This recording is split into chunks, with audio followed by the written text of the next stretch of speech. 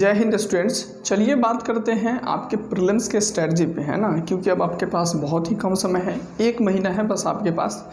तो अब बात करते हैं कि 1 महीने के लिए क्या स्ट्रेटजी होना चाहिए प्रीलिम्स के लिए, ताकि आप आसानी से क्वालिफाई कर जाओ प्रीलिम्स। क्योंकि प्रीलिम्स वो पहला पड़ाव है जिसको क्वालिफाई करने के बाद ही आप मेंस में बैठे हो, फिर आपको मेंस मिलने लिखने का मौका मिलेगा, फिर आपके पास इंटरव्यू देने का मौका मिलेगा।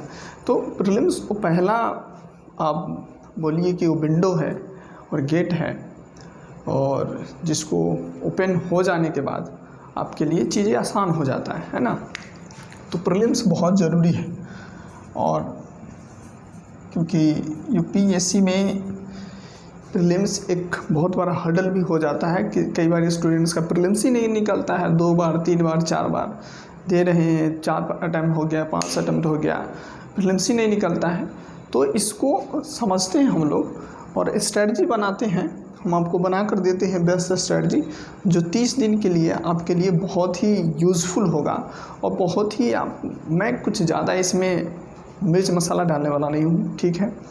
एक ऐसा सिंपल स्ट्रेटजी दूंगा जिसको आप आसानी से फॉलो करके जो आप करना चाहते हैं, प्रीलिम्स निकालना चाहते हैं, वो निकल जाएगा, ठीक है। तो पहला ध्यान रखिए, आपको इस जर्नी में पार्ट बनेगा एक पहला आपका PYQ। एज यू नो कि PYQ is most important part of the UPSC preparation. बिना PYQ के यूपीएससी क्यों ही है ना। सिलेबस तो ठीक है, लेकिन सिलेबस को डिफाइन कौन करता है? PYQ करता है। बिना PYQ के कहाँ से पता चलेगा कि क्या पढ़ना है क्या नहीं पता। तो PYQ बहुत इम्पॉर्टेंट है, ठीक है। इसके साथ आपको जोड़ लेना है टेस्ट सीरीज़ भी उतना ही इम्पोर्टेंट है। लेकिन इससे पहले मैं आपको समझाना चाहता हूँ कि आपका कम से कम सिलेबस कितना कंप्लीट होना चाहिए, ठीक है। तो आपका जो कोर सब्जेक्ट है ना, अब जैसे हिस्ट्री है, पॉलिटी है, इकोनॉमी है, ज्योग्राफी है, और भी है, साइंस एंड टेक है ना, फिर आपका इन्वायरमेंट है, और एक करंट अफेयर भी इसी में जोड़ लीजिए।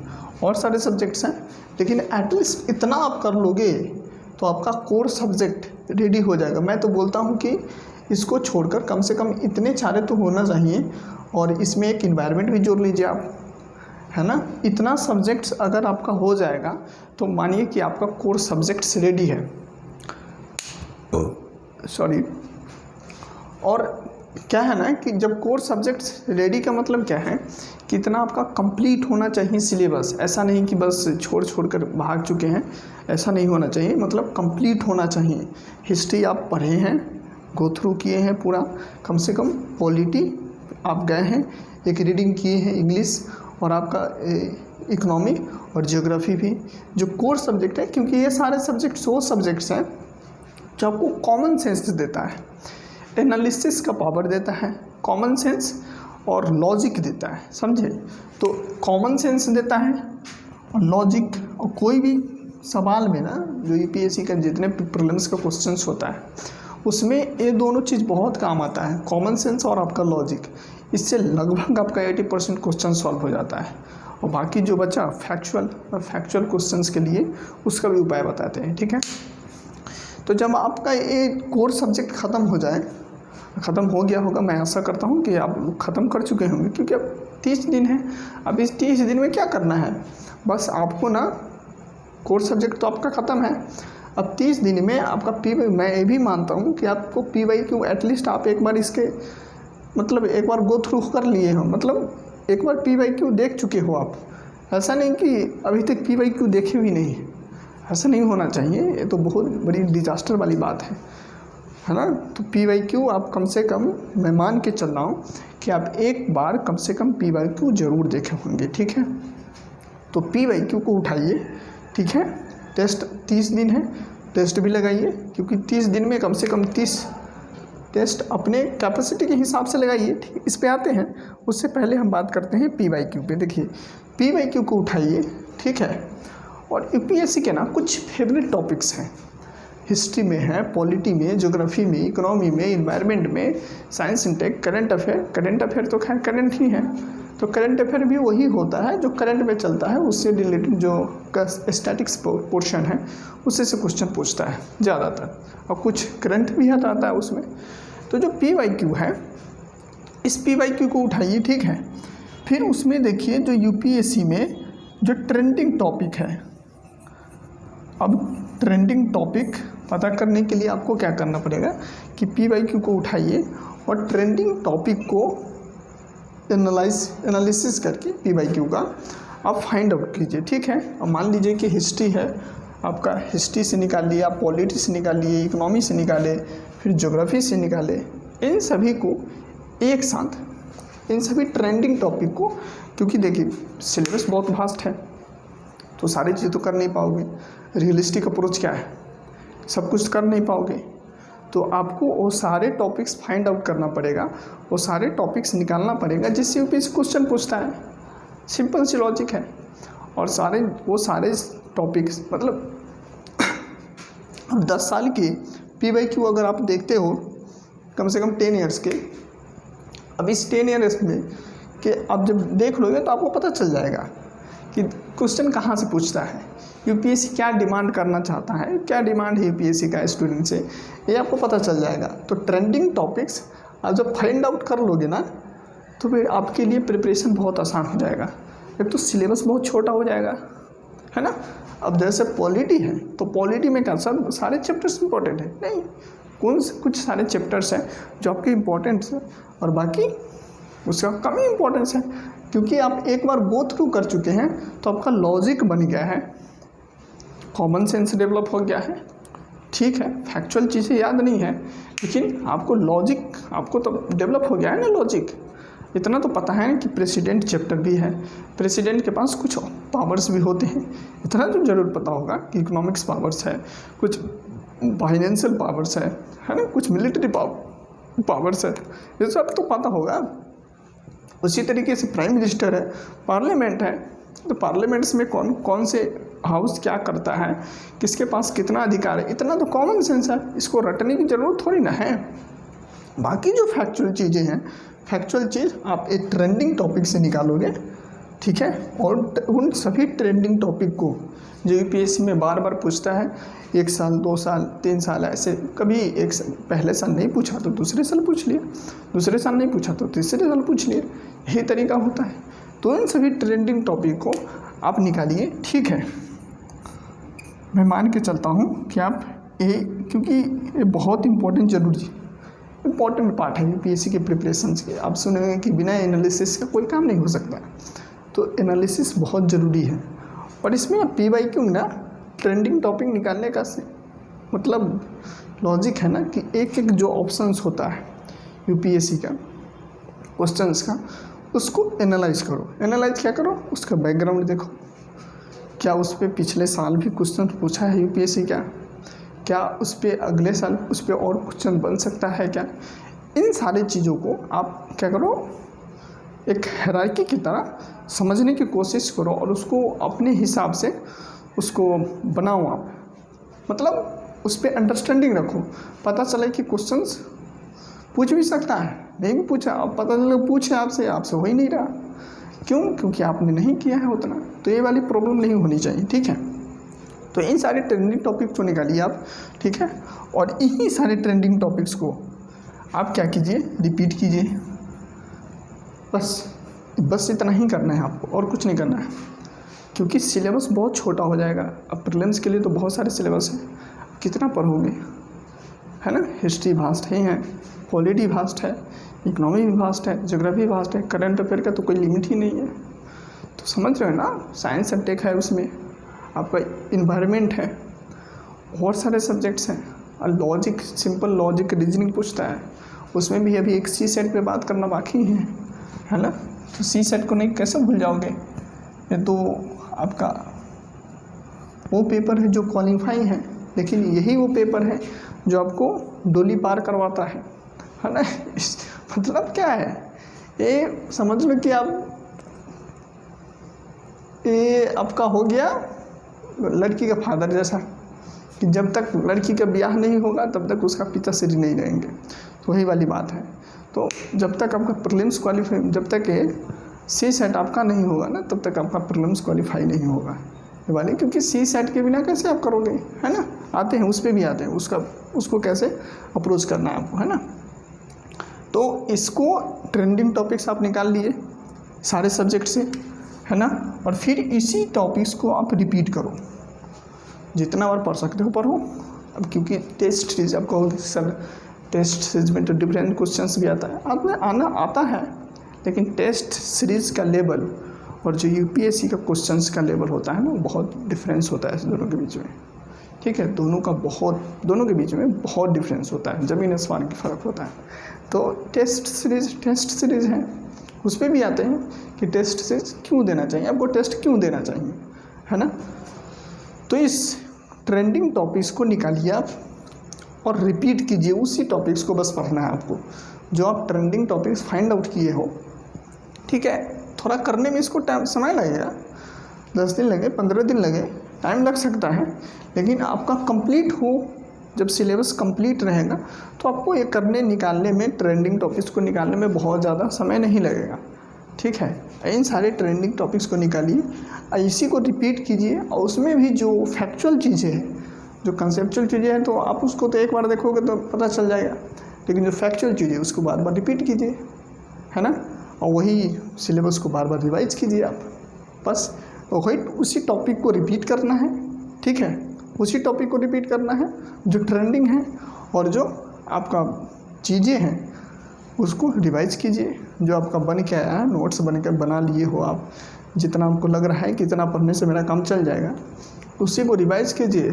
कोशिश करो जो फैक्चुअल क्वेश्चंस है उसको रिटेन करो, और जब ये कर लोगे तो आपका रिजल्ट रहेगा, है ना, आपका ही रिजल्ट है,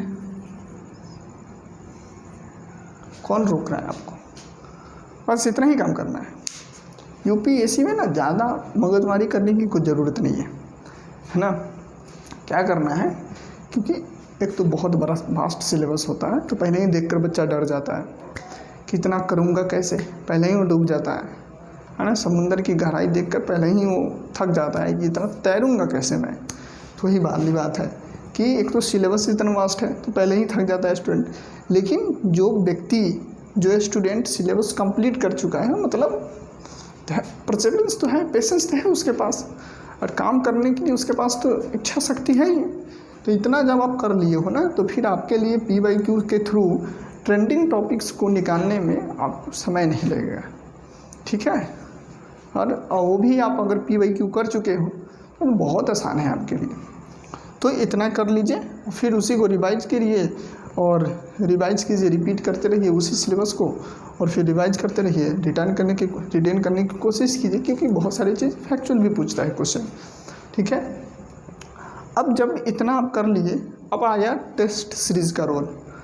अब क्या कीजिए, आप टेस्ट जितना कम से कम, अब अपने कैपेसिटी के हिसाब से देखिए कि आपका लेवल कहाँ तक है, उसके हिसाब से टेस्ट भी लगाइए, ठीक है। मैं तो कहता हूँ कि 30 दिन है, 30 दिन लगा, 30 कम से कम 30 तो होना ही चाहिए, 30-20 तो होना चाहिए। मैं फिर बोल रहा हूँ कि कोई आइडियल नहीं है कि 20 लगा लो, 30 लगा लो, 40 लगा लो, नहीं।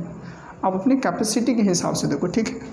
4-5 टेस्ट मार कर देखो, फिर देखो उसमें स्कोरिंग कितना अच्छा आ रहा है ना। फिर देखो आपका जो लॉजिक है वो अच्छा से डेवलप हुआ कि नहीं। फिर आप देखो कि आप जो एलिमिनेशन टेक्निक है वो एलिमिनेट करने की आपकी कैपेसिटी डेवलप हुआ कि नहीं, टेक्निक आप डेवलप कर पाए कि नहीं। तीसरा आप ये देखो कि आप जो कॉमन सेंस के थ्रू क्वेश्चंस लगा रहे हो क्या काम कर रहा है कि नहीं, जो आप अप्लाई कर रहे हो वो क्या सही से काम कर रहा है कि नहीं। बस इतना ही कर रहे हैं, और उसके बाद 5-6 लगा कर पता चल जाएगा कितने पानी में हो और कितना लगाना चाहिए। 5-6 से लगाने के बाद पता चल जाएगा कि कितने पानी में हो, तो फिर से आकर रिवाइज करो, फिर टेस्ट लगाओ। जब तक आपको लग ना जाए, सेटिस्फाइड नहीं हो जाए कि हाँ मैं अच्छा स्कोर कर रहा हूँ, मेरा लॉजिक अच्छा डेवलप हो गया है, कॉमन सेंस, जिस कॉमन सेंस के थ्रू मैं क्वेश्चंस को सॉल्व करता हूँ वो ठीक निकलता है, फिर मेरा एलिमिनेशन टेक्निक भी डेवलप हो गया, फिर टेस्ट क्यों देना, ठीक है। टेस्ट करो, ख़त्म है। 30 दिन है, मैं तो कहता हूँ जितना लगा लो, कहीं जाता है। इतना मेहनत करके आए हो तो लगा ही, थोड़ा बहुत ज़्यादा तो लगा ही लो, 1-2 ज़्यादा लगा लोगे तो क्या मतलब क्या बिगड़ जाएगा। कौन से पहाड़ टूट जाएगी, 2-4 दिन और मेहनत सही। तो ये हुआ आपका प्रीलिम्स के जीएस के लिए, ठीक है। सी सेट भूलना मत, मैं बताया ना कि अगर लड़की के पिता ना हो तो फिर विदाई करने में बहुत दिक्कत होगी, तो बिना सी सेट के ना गड़बड़ा जाएगा, इसलिए सी सेट को आप भूलो मत। क्वालिफाई है, लेकिन अगर सी सेट क्वालिफाई नहीं हो पाए ना तो सारा प्रिपरेशन ख़त्म, सारा जीएस पे मेहनत किया हुआ धरा का धरा रह जाएगा, पानी फिर जाएगा उस पर। इसलिए सी सेट को मत भूलना, चाहे जो हो जाए। सी सेट निकालना है तो निकालना है। जीएस ना निकलेगा तो कोई बात नहीं है, लेकिन सी सेट नहीं निकलेगा तो जीएस को डुबा देगा। सी सेट अगर आपका निकल जा रहा है और जीएस नहीं निकल रहा है तो इसका मतलब क्या है कि चलो एक पेपर तो कंप्लीट हुआ, लेकिन अगर आपका जीएस निकल गया और सी सेट नहीं निकला तो फिर समझ रहे हो ना, फिर जीएस को भी डुबा देगा। इसलिए सी सेट को मत भूलना, ठीक है। तो ये हुआ स्ट्रेटजी, और यही 3R फार्मूला आपको अप्लाई करना है, चीज़ों को फाइंड आउट करना है और आपको रिपीट करना है चीज़, उसी सिलेबस को, उसी टॉपिक्स को, उसी को रिवाइज कीजिए, उसी को रिटेन करने की कोशिश कीजिए, टेस्ट लगाइए, फिर आपका रिजल्ट, ठीक है। बस इतना ही है, ज़्यादा 30 दिन में ज़्यादा मगजमारी करने की कोई ज़रूरत नहीं। 30 दिन में आप तिस्मार खाओ नहीं बन जाओगे और पूरा अब सोचोगे कि अब चल रहे हैं तैयारी करने, तब तो बहुत लेट हो गए हो, बहुत लेट हो गए हो। तो अब नहीं चल सकते। अगर तुम चलोगे भी कि तुम तेज़ भी मतलब कितना भी तेज़ दौड़ोगे फिर भी तुम गिर जाओगे, वही वाली बात है। तो बहुत लेट हो चुका है, अब बस उसका बारी है जो ऑलरेडी सिलेबस कंप्लीट कर चुका है, P/Q वगैरह देख चुका है, बस उसको अब यही करना है, ट्रेंडिंग टॉपिक्स को फाइंड आउट करना है और उसको रिपीट करना है, रिवाइज करना है और फिर टेस्ट लगाओ, आगे बढ़ते जाओ, ठीक है। बस इतना ही है और कुछ नहीं। सी सेट को भूलना नहीं है, क्योंकि अब 30 दिन है, तो अगर आपका सी सेट आपका मैथ पे अच्छा है कमांड, रीजनिंग पे अच्छा कमांड है तो हो जाएगा। लेकिन मैं कहूँगा कि कम से कम आप इसके लिए भी 2-4 टेस्ट तो लगाओ। मैं तो कहता हूँ भाई सिक्योर चलो ना, 4-5 टेस्ट लगा दो इसको भी, हाँ ना। मतलब आपके पास ये होना, कॉन्फिडेंस होना चाहिए कि मैं तो इसमें कर रहा हूँ और अच्छा मार्जिन से कर रहा हूँ, है ना, अच्छा मार्जिन से निकल रहा हूँ, ऐसा कॉन्फिडेंस होना चाहिए। क्योंकि आप जब टेस्ट लगाओगे तो आपको पता चलेगा कि हाँ मैं कहाँ तक हूँ, मेरा लेवल कहाँ तक है, कितना मैं क्वेश्चंस कर पाता हूँ, कितना नहीं कर पाता हूँ, ठीक है। वही तरीका है। और टेस्ट लगाओ, टेस्ट सॉल्व करने का एक और तरीका है, ठीक है, इसको ध्यान जरूर रखो, है ना। अब कभी भी जब टेस्ट पेपर लगाओ ना तो इसको ना 3 पार्ट में डेवलप कर लो, है ना। पहला, दूसरा, तीसरा। पहले ना फर्स्ट रीडिंग करो, ठीक है, फिर सेकेंड रीडिंग करो और फिर थर्ड रीडिंग करो।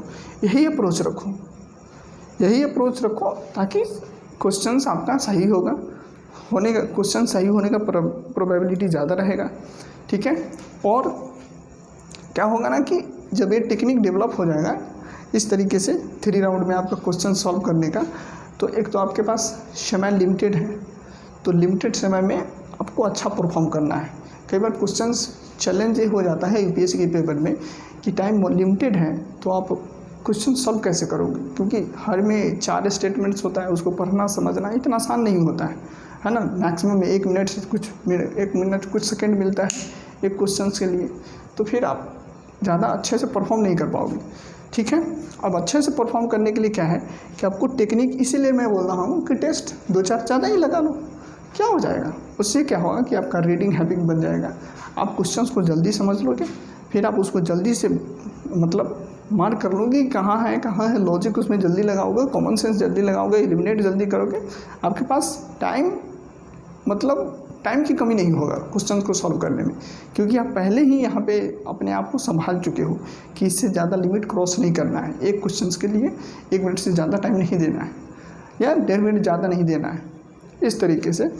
तो फर्स्ट रीडिंग कीजिए, फर्स्ट रीडिंग में वो सारे क्वेश्चंस कर लीजिए जो आपको आता है, सिंपल जो आता है उसको कर लीजिए, फिर गोले खास लीजिए, फिर सेकंड रीडिंग कीजिए और सेकंड रीडिंग में वो सारे क्वेश्चंस कीजिए जिस पे आपका लॉजिक ठीक ठाक लग रहा है, जिसमें थोड़ा मोड़ा कन्फ्यूजन्स है और मतलब 50-50 का चांस है, उसको कीजिए। फोर्थ रीडिंग में थर्ड रीडिंग में फिर उसको कर लीजिए जिस पे आपको लग रहा है कि एक तो पता है बाकी तो नहीं पता है ना।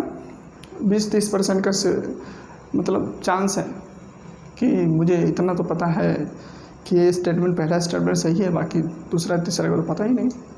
तो ऐसे सारे क्वेश्चंस हैं जो अननोन हैं, जो हार्ड लग रहा है आपको, जो आपसे नहीं हो रहा है, उन सभी क्वेश्चंस को समय देने की ज़रूरत है। थोड़ा सा समय दोगे तो कुछ चीज़ें ध्यान में आ जाएगी, तो सॉल्व होने की पॉसिबिलिटी बढ़ जाएगा। और क्या, बस यही। तो इस तरीके से आप क्या करो, टेस्ट को सॉल्व करो, ठीक है, इस तरीके से। और यही हैबिट आप रखो क्या, प्रीलिम्स के लिए। आपका जब एग्ज़ाम हो, प्रीलिम्स का एग्ज़ाम हो, तो उसमें यही हैबिट का प्रयोग करो, आसान रहेगा आपके लिए, फिर प्रीलिम्स आपके लिए भारी नहीं होगा, ठीक है। बाकी कोर सब्जेक्ट्स के बारे में हम बात कर चुके हैं कि 30 दिन में आपको करना क्या है ना, कैसे फाइंड आउट करना है चीज़ों को, टॉपिक्स को कैसे फाइंड आउट करना है, CSET को छोड़ना नहीं है, भूलना नहीं है, भूल कर भी नहीं भूलना है, ठीक है। टेस्ट कैसे लगाना है, कितना लगाना चाहिए, ये अपने हिसाब से, अपनी कैपेसिटी के हिसाब से देखिए। बाकी चीज़ें, बाकी जो अगर कुछ छूट गया हो तो आप कमेंट में बता देना, ठीक है। मैं कोशिश करूँगा आंसर करने का और आपको समझाने और बताने का, क्योंकि अब बहुत कम समय है। और तो मैं आशा करता हूँ कि आप लोग ठीक ठाक करो, और क्या, बाकी पढ़ाई करते रहिए, मस्त रहिए, स्वस्थ रहिए। और मिलते हैं फिर हम आपसे नेक्स्ट वीडियो में, नेक्स्ट क्लास में, फिर कोई प्रॉब्लम्स, कोई मुद्दा लेकर आपके साथ। तब तक के लिए मस्त रहिए, बिंदास, बाय बाय।